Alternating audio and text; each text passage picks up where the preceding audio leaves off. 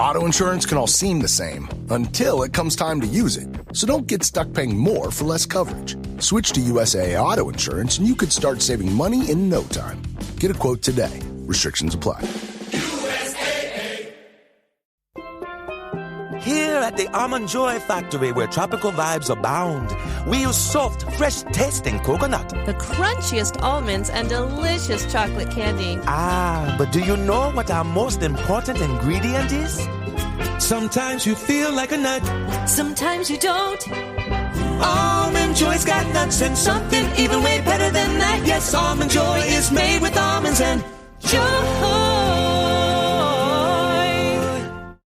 This episode is brought to you by Indeed. When your computer breaks, you don't wait for it to magically start working again. You fix the problem. So why wait to hire the people your company desperately needs? Use Indeed's sponsored jobs to hire top talent fast. And even better, you only pay for results. There's no need to wait. Speed up your hiring with a $75 sponsored job credit at Indeed.com/podcast. Terms and conditions apply.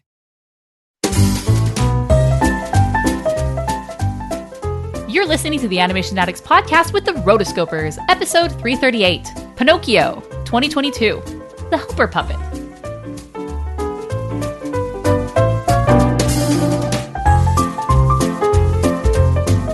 Welcome to the Animation Addicts Podcast with the Rotoscopers, the number one place to get your animation fix with animation addicts just like you.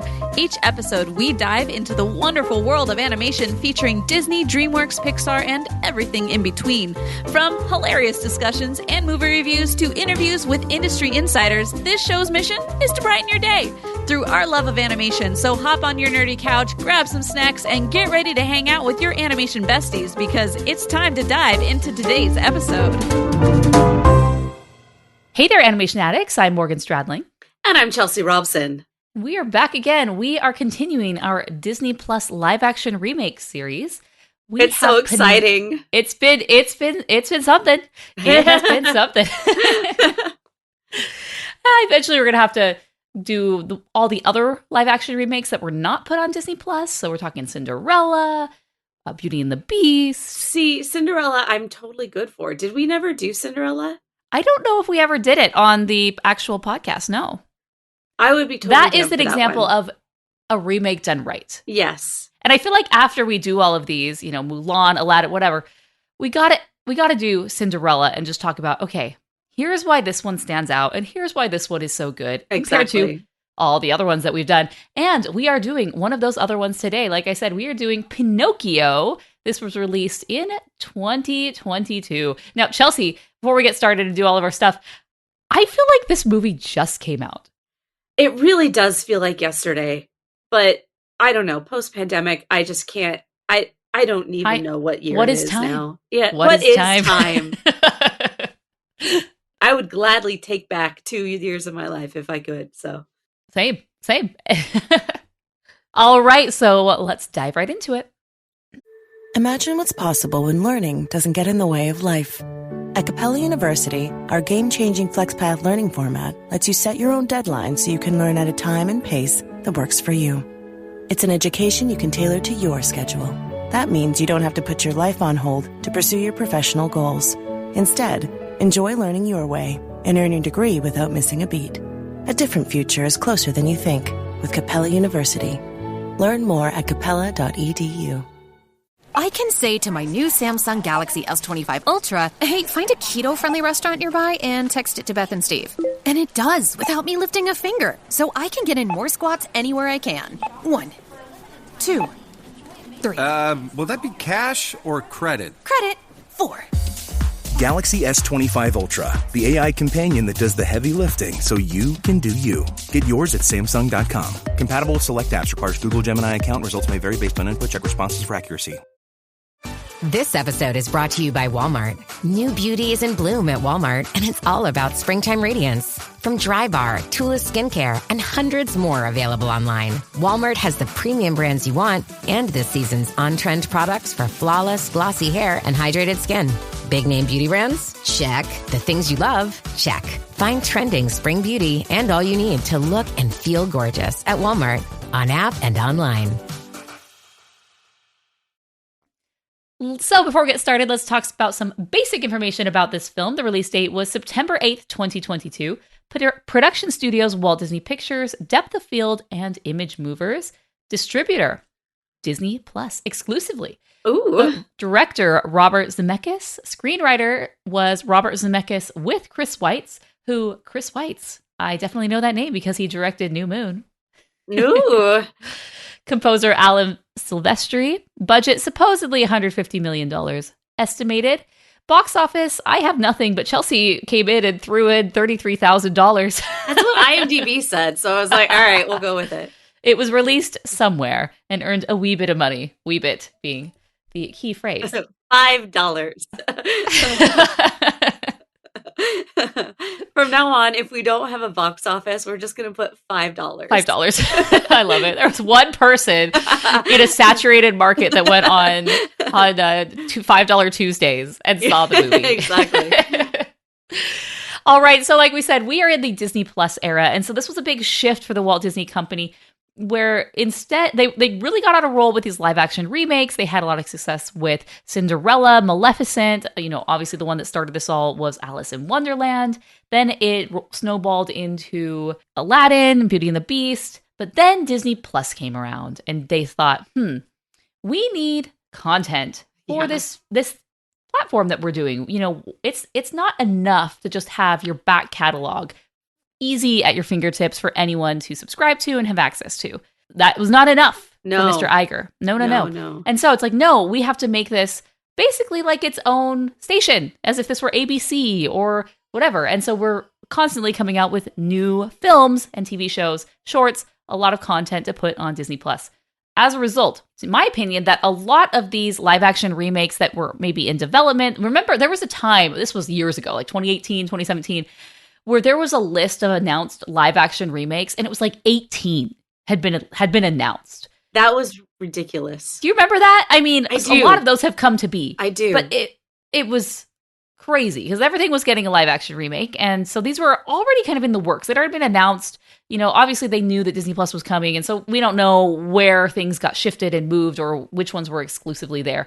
But this one, Pinocchio, was one of those. And yeah, at this point, the live action remake, for me, I'm talking 2025, and even when it came out in 2022, had lost its panache and anything unique to it they because the ones that had been released later on just weren't that great. And I'm talking theatrically. I'm talking about Beauty and the Beast and Aladdin. They just weren't good. You know how I feel about live action remakes from Aladdin on. I boycotted them, so I'm not seeing these anymore. But I don't know if the general population felt that way. And Disney clearly didn't feel that way either because they plowed forward making all of these. Yeah, well, and this was also a time when Disney Plus was still doing okay. And right through the pandemic, Disney Plus was making a good amount of money because, everybody was like, what's this new world this new normal, quote unquote, that I hate that phrase so much now. But like they were just, nobody knew what was going to be happening. And so they were like, well, if people are trapped in their homes, obviously digital is the way to go. And for that brief period of time, they did well, obviously, because you did not give the populace a choice. But now that it's back, it's not doing so well because they were just like, they felt like they had a captive audience no matter what. And I think that that's really where they counted their chicks before they were hatched. Yes. Yeah. So looking at this, it looks like this was announced in April 2015 that they'd be remaking it. Again, that was that era, like we were talking about, that general area. It was like everything was getting one. And then it went through a variety of scripts and screenwriters. 2017 is when Chris Weitz was announced. And then the director, who was Sam Mendes in 2017, he stepped out. Later, they brought on a different director in 2018. In 2019, another director or screenwriter was working on it. And then finally, in 2019, Robert Zemeckis came on board. And so already this film is having a lot of trouble making it to the big screen. Mm-hmm. And, Robert Zemeckis, you know him from Polar Express, 2009 Christmas Carol, Beowulf. And so he's definitely done animated films, but also things like Who Framed Roger Rabbit, Forrest Gump, and then obviously Back to the Future. So very accomplished guy. He's been in the business a long time. And so you're taking this film and you're putting it in great hands. But is the whole premise flawed from the very beginning? And I think that's where we need to start and talk about these live action remakes. I can't wait until we get to Cinderella to talk about this. But there's two different ways that, maybe we mentioned this in the previous one. There's two different ways that you can do a live action remake. You can be so faithful to the original that it's almost a carbon copy. Yeah. We've seen that with Beauty and the Beast. You know, they add a few things here and there. They'll add a few, usually they'll give a villain or a different character more of a backstory and, you know, obviously throw in a new song while you're at it. Right. Or you can go a completely new direction and not try to recreate when I say original, I mean the Disney original. Obviously, There's other versions of these movies, and the fairy tales typically are the underlying source material. Or you can just go completely different. And that's what Cinderella did. And with Cinderella, what they ended up doing is they took the elements of the original story, and I think they started from that instead of starting from the Disney version, and then just created this amazing version. I wouldn't even call it necessarily a remake because it's so different than the original. You know, then the prince has a bigger role, and you know, songs aren't an important element, and they have a little Easter eggs that give nods to the original. You know, obviously the mice and the animals, but they're not taking over the screen time. Yeah. So we're taking this one, the Disney Plus one. They basically tried to do the opposite of what they did with Cinderella, and they were just like, okay, we're just gonna take the original and do shot by shot as much as we can, except we're going to throw in a whole bunch of Easter eggs to other Disney films in the clocks. Basically, every time we look at a clock, we're going to throw in another Easter egg. Yes. And there were a couple good standouts that I felt like I would like to throw out there, as Joseph Gordon-Levitt was fantastic as the wonderful Jiminy Cricket. Like, he does a great voice for that. I would not have ever thought that it was him. I said, good job. Benjamin Evan Ainsworth was the voice of Pinocchio. Also, great job. I felt like the voice was great. Then we got to like Tom Hanks as Geppetto. And I really would like to put it in that frame. He was not playing Geppetto. He was Tom Hanks as Geppetto. And there were a lot of moments where I just felt like that's just Tom Hanks in a wig. And then it was like, there were moments where it worked, and then there were other moments where I was like, no, I'm out. I'm really out. So yeah, I feel like that's been Tom Hanks recently. Like, there was a period where Tom Hanks was Tom Hanks, and he was amazing. Yeah. He was great. But I feel like in these latter past 10 years, the Tom Hanks is showing through. Yeah. Where it's more of a Tom Hanks versus whatever character it is. And this just felt like kind of an old Tom Hanks with an accent. Yeah, right. It's weird. I can't explain it very well, but I feel like we both get it. Like, it was more him being him as this character versus the character. Right. Yeah. And so I just wanted to first say Joseph Gordon-Levitt and Benjamin Evans Ainsworth, great job. I wanted to throw that out there because I like leading with notes, positive.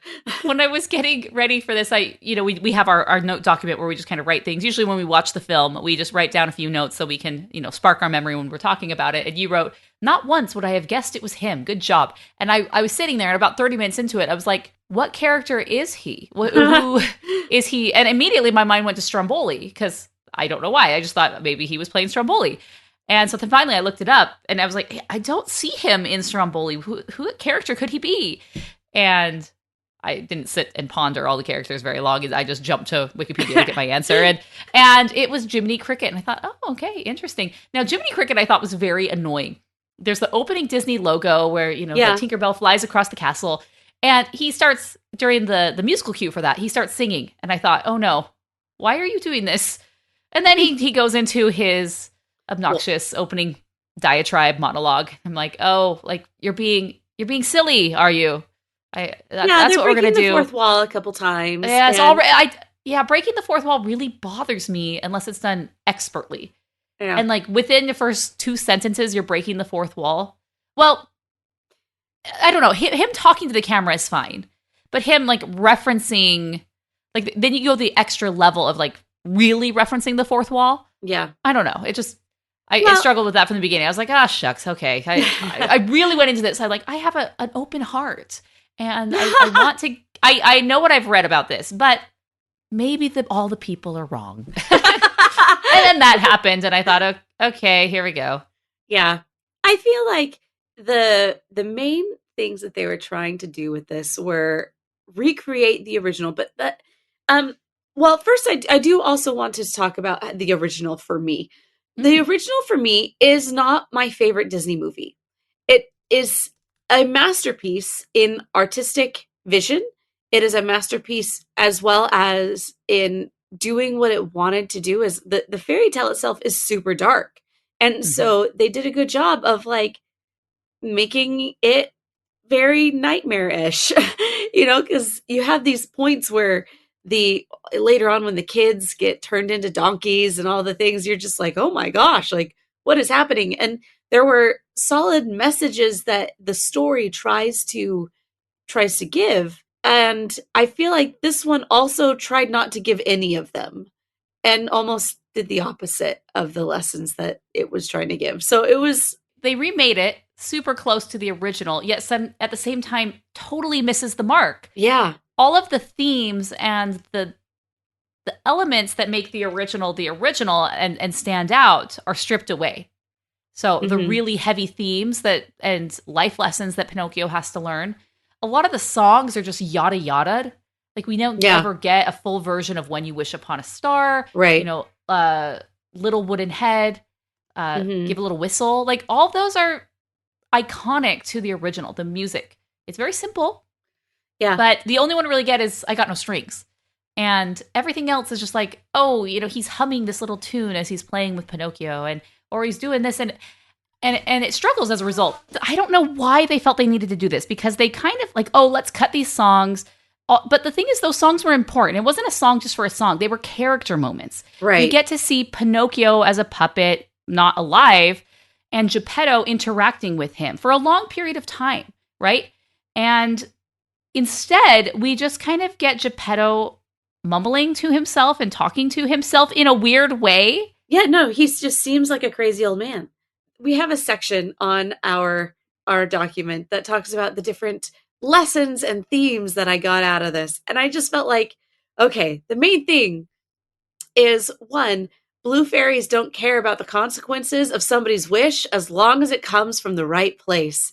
That being the case, an unwell elderly man who's dealing with the trauma of losing a loved one in his life can be trusted as the guardian of a small child. And I'm like, this is not the theme that you should be focusing on. Like, oh my gosh. Yeah, in the original, it doesn't give him a backstory at all as far as like why he is the way he is. He's just an old man who makes toys and he never married and never had kids. And he just wanted a kid. Yeah.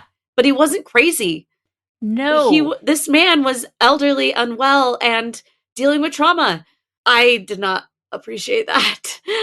Yeah, he's just talking and talking. The problem with a lot of these modern films is that they don't trust the audience to get it. They don't allow you to sit there and to look around and to be able to pick up what's going on. Instead, they squash that, any of this ambiance and just mood setting building, and they have talking. So here we have Geppetto nonstop talking to himself for the whole time. And instead we cut a bunch of songs and instead of really resonating with him, like you get a little bit, I lost someone. You can tell like, I lost a boy and he's a widow. But you just I'm disconnected from him. Like he's weird. He's like a crazy old guy, crazy old Maurice. Right. I mean, I have so much empathy for these situations, but it's like, there's lines that you do not cross. Like it just seems weird. And that was giving him a boy is cruel instead of a blessing. Yes. Yeah. Because he then ends up selling all of his things in order to go after this little wooden boy. But he also just out of nowhere is like, yeah, you should go to school. Because like, what? Yes. Like, yeah. And I think the problem is with the animated movie, you are already suspending disbelief. Oh, yes. And so you don't really mind the fact that they send him off to school. But in the real one, you're like, I just see this as an unwell old man. And now he's just sending a child off without actually like enrolling him. Not like there's just no like connection. It's just like, okay, go off and enjoy and come back at 5:00 on the dot. It's like, what? What? Yeah. They didn't even bond. Like, I don't know. I guess in the original, I guess the next day he goes to school, but it didn't seem a problem. But this, I'm like, whoa. He just appeared and you're already kicking him out and sending him to school. I don't know. I felt different with him sending him to school this time. Yeah. And then the school teacher literally kicks him out of the school. And that's kind of messed up. Right. So, it's different. And they tried to set up at the end, he loved him so much that he sold all of his cuckoo clocks. And I didn't get that because before it seems like he was a clockmaker who did that as a profession. And so what happened was the guy comes to the door and he says, I want to buy that specific clock. And he's like, no, I can't sell it. Like, well, why are you a clockmaker if you don't sell any of your clocks? He's like, it's complicated. And it's just because his widowed wife loved them. And so he couldn't get rid of them. And then his son also loved them. And she loved him. And so she could, like, it was just like, all of this is trauma that he's dealing with. I know, but I'm saying in the original, he was a clockmaker and the clocks were just kind of a cool feature. Right. And he didn't have the trauma. Yes. And so then in this one, it's this, they're kind of the physical manifestation of the trauma. He can't get rid of it. And I'm not even sure if he's a clockmaker and made him for his wife or son, or it was just a collection that had accumulated over time. But either way, he sells it at the end to go, he sells everything to go save Pinocchio. And it was supposed to be this grand gesture. It felt, oh my gosh, we see how he didn't want to give it up at the beginning, and everything I didn't worth more I than didn't everything. feel anything. Oh, it was like, he sold his clocks? That's cool. Way to go. Well, he sold them off just for a dinghy, a little boat. And it's like, once again, he's not well. Like, you're just selling everything for like pennies on the dollar for a dinghy. Like, I just, there was a lot. No, it just wasn't that. It wasn't the fact that he sold it for the boat. It was like he sold them because he was supposed to, he loved Pinocchio so much, he was going to do anything to go after him. But they hadn't established that. Yeah, there wasn't a lot of establishing. Also, I want to jump into the music side with Cynthia. She comes in as the Blue Fairy, and it's like, okay, I actually liked her when she was doing the whole rhyming and poetry start. Like, I felt like, okay, I get this. And she did, I felt that part was well. But then she started to perform. And I use that word very deliberately because she was not singing or playing a part. She was performing the song. And it was like the people who made it were expecting only super Broadway fans to be watching for this part and waiting for it. Except I have only known her from Wicked, the movie that came out 2 years after this was released. And so it was odd to be like, okay, Cynthia Erivo comes out. And if I didn't know her, I'd just be like, okay, that was a little much. Like, it was just over the top. Like, she's singing, like she goes from being very into the character and doing all the rhymes to just, let me show you my voice. And I'm just like, okay, settle down now. Yeah, it's funny. I had sort of a different experience. So obviously, I'm really only familiar with her from Wicked. I'm one of the only people who really didn't love her Elphaba. But she comes in, and I instantly like her so much better as the way she's performing the Blue Fairy. Yeah. And I thought, okay, cool. Like, I liked her voice. I thought she was, doing a great job. The design of the character didn't love, with the CGI wings. I feel like it's just the overemphasis and reliance on CGI is so unnecessary. But that's what they do now. But then she sings. I had heard this version a few weeks ago on the Disney Spotify playlist because they love to, I just need to create my own Disney playlist of all like the classics, but anything that's recent, they love to throw into this playlist.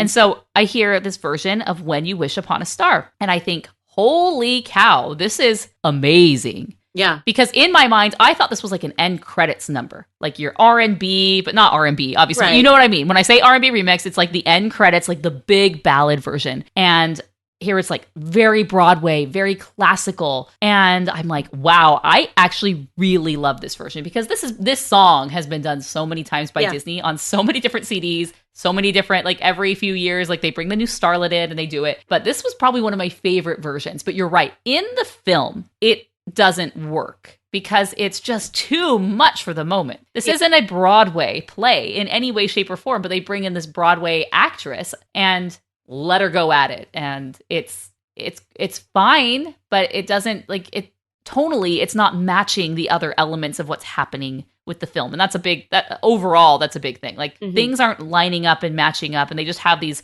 Frankenstein pieces that they want to include, and none of it jive together. Yeah, I appreciate her voice. I feel like she did a good job. Like, in the performance, it was good. But it just felt like I should know you, but I don't. Yeah. A pet peeve I have with Disney remakes is this need that, okay, we got to make it new and fresh, so we're going to include a new song.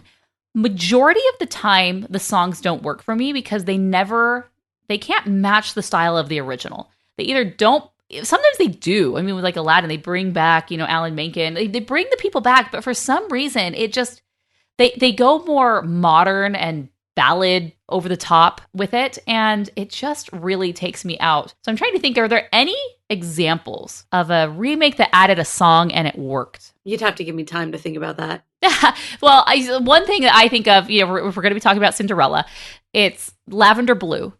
But that's an existing song from that era generally. Yeah. So I don't really, that one works because it kind of, and yeah, it's sung in a very nice way. So there's one. I guess I would say the one that does it best is Beauty and the Beast. And the reason why is because Beauty and the Beast actually has a lot of songs already that aren't included in the original 1991. Then they went and they did a Broadway play, which was very successful, wrote a whole bunch of new songs for that. And in Beauty and the Beast, they add that new song Evermore, which is the Beast song. Mm-hmm. And even though they had other songs they could choose from, which were very good, for some reason they wanted a new one. So I guess that's the one that I would say works pretty well, but still, the new songs they added here, I'm like, why are you doing this? Right. Well, and also having Tom Hanks pseudo sing was like, huh? Please don't. I just realized, as he was like trying to sing some stuff, I'm like, this guy is not a singer. Again, why can't we just, if you have to sing, can we dub you? Yeah. Please? I don't know if they're trying to be like, it's so realistic, because right. He's not actually a singer. And doesn't he sound like a real person singing? I'm like, no one wants to hear a real person singing, okay? We're going to the movies because we want to take it out from real life, okay? And already you're trying to suspend our disbelief in so many different ways, to Sunday. Just overdub the guy. But he's Tom Hanks. How offensive would that be? He wants the royalty credits from all the soundtracks they're going to sell from this. I mean, who wouldn't? This isn't the 90s, I know. Yeah. But I feel like because of how successful Disney songs were for such a long time, don't you think that's why a lot of people are like, no, I am going to be doing the singing on this one? I mean, maybe. They want to cash in. Yeah, why wouldn't you? Yeah. So, alrighty. So, I don't know, we're kind of like jumping all around. Generally, the story is the same, right? This wood carver makes a wooden puppet, wishes upon a star, turns to a real boy. He has a conscience, a little cricket guide. He sets off into the real world, makes a lot of bad decisions because really, I just see him as like naive, innocent little guy who has no idea what he's doing and kind of gets swept away by the world. So let's talk about the two characters. Oh, what are their names? Honest John. Honest John. The cat. Yes. And I did think it was funny. It was like, there's the quote, like, do you really believe anyone who names themselves honest to be honest? I'm like, very true.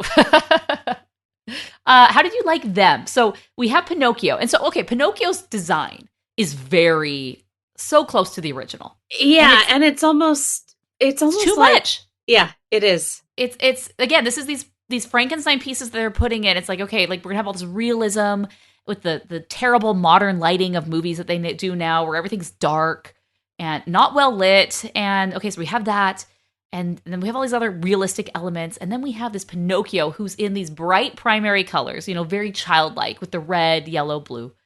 And his design looks like it's straight from the animated film, or you just took it and recreated it as a 3D model. Yeah. If it looks good. Like, he looks good as far as Pinocchio. But as far as in this Pinocchio, in the world, he does not look good. Mm-hmm. Yes. Because then we have Honest John and the cat, and they are not as, 2D realistic. I can't even explain what this version, they are not directly carbon copied into CG. A little bit, but they definitely feel a little more real and gritty and lived in. Mm-hmm.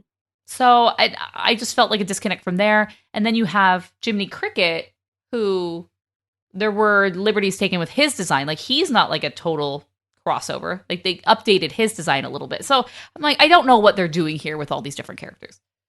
Yeah. As far as making them blend into the real world. And I guess we should talk about, I mean, it does not really matter, but it's not an animated film, obviously. It's a CG live action hybrid. Right. I feel like you're just trying to remake this as a way to release it so that it can be the new thing. Even though, why don't you just like have a day where you're like, hey, let's really pump up the old Pinocchio because it's a good one. Yeah, I still feel like they could have done the Pinocchio design, but just instead of everything so perfectly smooth and rounded off and too perfect, I mean, you could have had him a little chunkier of a look, right? Yeah, like he was actually made by... And his yellow, maybe instead of such a bright yellow, let's mute it down to a little darker of a yellow, like more realistic that you would have actually... I don't know. Yeah. These are total nitpicks, but they're little things that they threw me out of it. I'm like, oh. Within the world, it just doesn't work. Yes, yeah. And even when I think about the original Pinocchio, it's a darker Disney film for sure, but it's still like the colors in my mind pop. The characters pop. Like everything is appropriate, even though it's darker. Well, the animation is phenomenal on that movie. Mm-hmm. Yeah. Yeah. I have a book. It's called Pinocchio, The Making of... What is it called? I'll include a link in the show notes. Pinocchio, The Making of the Disney Epic by J.B. Kaufman. He wrote a lot of books around this time, and he's a famous, Disney historian. He did 2 different books on Snow White, and I have this one in my collection, and it's an awesome, awesome book. You can see her review on our YouTube channel. Yes, so I'm going to include a link to the link to that right there. And then, obviously, we did review the original in episode 93 of the Animation Addicts Podcast. I'll include that in the show notes as well, if you want to go back and listen to see what we thought about the original. Mm-hmm. But, okay, so, things are mostly the same. Then they introduce this new character of the girl. Yes. Sabina is her marionette. And then Fabiana is the puppeteer who works for Stromboli. Initially, I thought she was a daughter. Turns out I don't think she is, and she used to be a ballerina. She has a leg injury, and so it ends her career. And so it's weird when you put her in there. It's like, okay, why does she have to have a broken leg? Like, is that part of her story? Is that part of the character? Mm-hmm. And in reality, it's just because DEI that makes them put in people with having some kind of disability. I'm not opposed to that as in general, but it's like, if you're going to do that, I would much rather it be part of your story as opposed to just throwing it in there because we need it in there. Like, even if there was distracting. some storyline where Pinocchio ends up breaking a leg and can't move, and they're able to connect over that, or he remembers her and how she was able to overcome her trials in life, and right. that motivates him. But we don't get that at all. Yeah, it's just a backstory to help build her character up a little bit. And then she goes, and so this is so sad. She goes and she ends up, breaking away from Stromboli. He gets arrested. And then she's like, hey, do you want to join my marionette show? And I'm like, no! This feels like the stories of the runaway kids who end up in sexual exploitation situation. They escape that. And then they end up in the same situation again. Yeah, because that's like that happens. This is like not an uncommon thing that happens. And I'm just like, no, Pinocchio, stop! I don't care if she was nice to you and good. Like, you need to get out of this bad situation. Oh my gosh. Well, and it was also weird because in the original, you do bring the blue fairy back a couple times. Yes. And she comes She's checking in. She's the one that saves the day and is kind of guiding this whole thing as though she cares. And that's why I said, in this one, the blue fairies don't care about the consequences. They're just like, meh, sure. It was from the depths of their heart. Therefore, I got to do it, man. I got to do it. And so because they don't bring her back at all, like, you have to change it so that Pinocchio now can change it himself. Like, he can overcome these things himself. And so now the theme is telling lies is okay as long as it gets you out of trouble. Because he just has to tell them one more lie and one more lie in order to get the key. But I said, I'm sorry. I said, I'm sorry. I said, I'm sorry.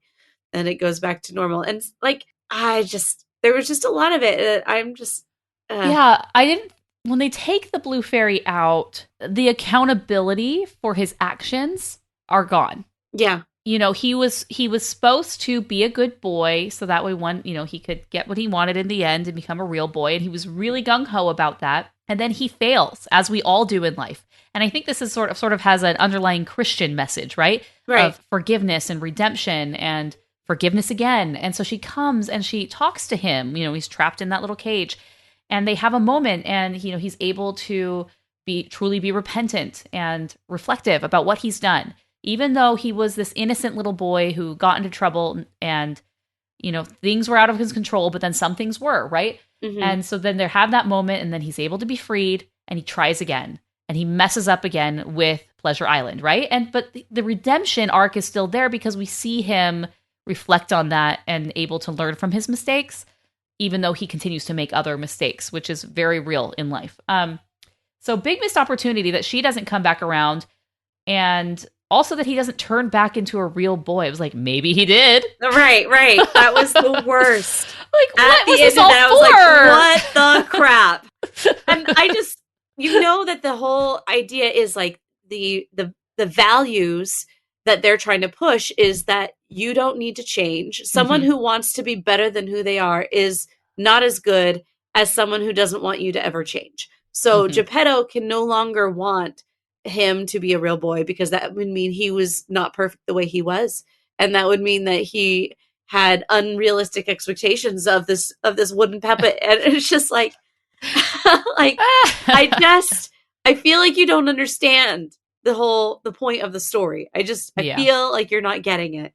And so they want to make it more of more on the values that they are trying to push, which I don't think it's bad to go out and say, no, like, you are good as you are, but I also think you can do better. And I love you as you are, just as you are, but we can always be better too. Mm-hmm. And like, to have that as, I don't know, I felt like completely changing it to like, no. And the thing is also, the consequences of him not changing into a real boy is now he is still always going to be a puppet, which means that he's basically just a slave to Geppetto because he has nowhere to grow. Mm-hmm. He's not going to change at all, which means that he's going to be the animate object that takes care of him in his senile age. And it's just like, do you realize what you just did to this puppet? They're talking about these helper robots. He had it back in 1895. He had a helper puppet. Exactly. One thing we didn't talk about was Pleasure Island. Now, I always really loved Pleasure Island in the original because it really is just naughty as far as little boy naughtiness, right? Like getting in trouble, smoking cigars, drinking beer, gambling, and playing all these games and causing a ruckus. And it's appropriate because it's not too crazy, right? There's not more adult things that happen here. It's just generally appropriate to be like, ew, no, Pinocchio, this is not a good thing. You should not be doing this. But no, they had to really tone that down. It was just a lot of like smashing vandalism and smashing things. And then stealing and no cigars, because I think they have a thing that came out in like 2009, 2007, where they were no longer going to show smoking in any of their films. And I'm like, Disney, you have lost the mark. Like, even in some of their adult films, they won't do that. And I'm just like, that's... I mean, I understand. I understand it's bad, but at the same time, like, if I were an actress in one of their movies, I'd be like, oh, okay, good. I don't have to smoke. I get that, but I'm saying when you put these guardrails on art, you get what you get, and so fine. They're not smoking, and hello, they love CGI. Fine, like do CGI smoke. Like it's not an issue anymore. But I just really could not get over that it was like root beer. I was like, wow, take a drink of root beer every time you hear them say root beer, because they really had to overemphasize to the audience that may have been familiar with the original that like, no, they're not drinking beer. They're drinking root beer, but that's still bad because it's soda. Right. All the sugar. Oh, God. And it's just silly. And another moment where I was like, take a drink when every time you hear them say the word pine, they had this obsession with talking about like what type of wood he was made out of. Like, oh, those are pine legs. Like, why do we care? Why is this a thing? Like, I got it. Like, he's made out of pine. Great. Like, is it super rare? Like, I don't understand. I always loved Pleasure Island. And it's so funny because Disney World used to have a Pleasure Island area, which I find, having never been there and just vaguely aware of it, like really wild and odd that Disney would have done that. I get it for the movie, but then like creating a full-blown area, I was like, wow, Disney, you were something else back in the 80s, and I love it. And now they're building this Villains Land, which lame because they're going to have to they're basically going to destroy Rivers of America to build this knockoff Cars Land on doom buggies that anyone can do 20 minutes outside of their house. Like, you can go and do this in whatever. It's so frustrating how they're destroying Walt's legacy. But in order, it's like, oh, there's no room. We don't have any room with like these 20,000 acres that we bought. So we have to tear down Rivers of America because they hate everything Americana and everything that Walt stood for. And like, yeah, it sucks. And I hope that they turn around on this. But they're doing it because they're building this knockoff Cars Land and Villains Land. And I was like, okay, if there's anything I would love to see come back in Villains Land, like if you're going to go all in, go all in. With Pleasure Island. Pleasure Island in there. Come on. Debauchery and all the things. Like, gosh. I mean, come on. Right. What if you just could have like a spooky castle and like dark walls and lighting? We're definitely going to have a whole voodoo area over here. Well, except for they don't like voodoo. That's the one reason that they didn't make Dr. Facilier in the new Tiana ride, is because they thought voodoo presented people in a bad light that actually practice voodoo, and it's, like they can't have any sort of like religion in any way, shape, or form because that is like a pseudo religion, right? Right. So, so instead of like this perfect opportunity to use Dr. Facilier to just tell the Princess and Frog story, there's a variety of reasons why they didn't, but it was like, no, we can't have voodoo. But again, Villains Land, you could do voodoo again. No. So anyways, we're going on tangent time. Hey. Sorry about that. Let's wrap this up. Is there any other thing that you want to talk about with this 2022 Pinocchio? And Pinocchio's design, I didn't mention this. He reminded me a lot of Casper. Like, the voice and just the big eyes. I'm like, holy cow, is this Casper here? Like, it was just very funny. Casper is very naive in a way. It felt almost more Casper than Pinocchio to me, which was funny. Although, like you said, he did a great job with the voice. Nothing on that actor for his portrayal of Pinocchio. He did exactly what he was supposed to do. It's just the elements don't all piece together in the end. Yeah, no. So, I mean, all in all, I felt like this was a very forgettable show. And going into this, I was like, wait, are we doing the Disney Plus one? Or because I was on Netflix and I saw the Pinocchio on there, and I was like, then I started that one not realizing that it was a different one. And then I was like, whoa, this thing is wild. So I decide that we're going to do the Netflix one with Guillermo del Toro, his version next time. Okay. That's an honorary member of our Disney remakes, even though it's totally not a remake at all. It's not at all, but it's wild enough that I'm like, okay, we need to actually talk about this one in comparison. Okay. All right. Well, let us know. Did you rate it? No. My rating of this. I was like, wait, did I totally miss this? Like 2 stars. I have very little love for this. Okay. Yeah. I think the only thing Pinocchio learned was that lying gets him out of trouble, and he learned about fire. Yes. The majesty of fire and all that it can do. But as far as anything else, yes.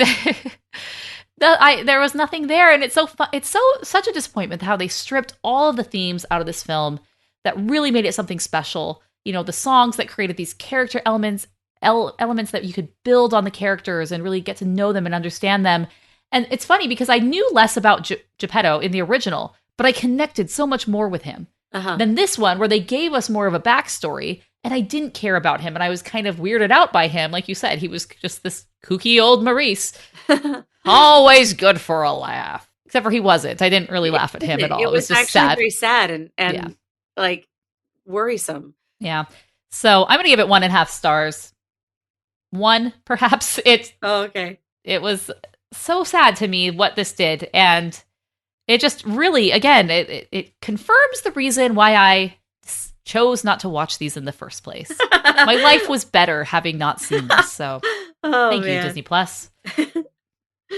All right. Let us know your thoughts on the 2022 Disney Plus live action remake of Pinocchio. Go to rotoscopers.com/338 and leave us your thoughts. You can also give us a voicemail at rotoscopers.com/voicemails or give us a call at 406-646-6575. We are collecting those voicemails for a good old mailbag episode coming up sometime in the future. And I guess we will be doing the 2022 Pinocchio. When it rains, it pours. I feel like Tarzan does this as well. There's like multiple Tarzans that come out in the same year. Like, we couldn't have spaced this out a little better.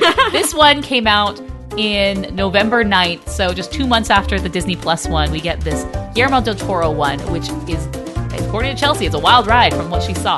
So I'm excited to do that. And until next time, we are the Rotoscopers.